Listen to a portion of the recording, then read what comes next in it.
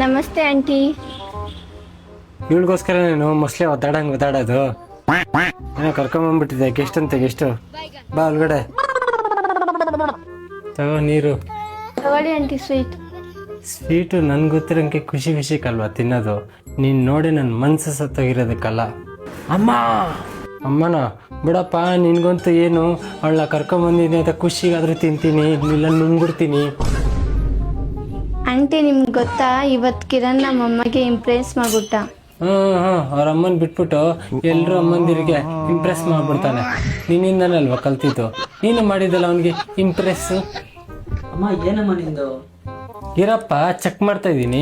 ನಮ್ಮ ಫ್ಯಾಮಿಲಿಯಲ್ಲಿ ದೊಡ್ಡ ಕಾಮಿಡಿಗಳೆಲ್ಲ ಆಗುತ್ತೆ, ಇದನ್ನೆಲ್ಲ ಸಹಿಸ್ಕೊಂಡು ನಿನ್ನ ಜೊತೆ ಸಂಸಾರ ಮಾಡೋಕ್ಕಾಗುತ್ತಲ್ಲ ಅಂತ ಟೆಸ್ಟ್ ಮಾಡ್ತಾ ಇದ್ದೀನಿ.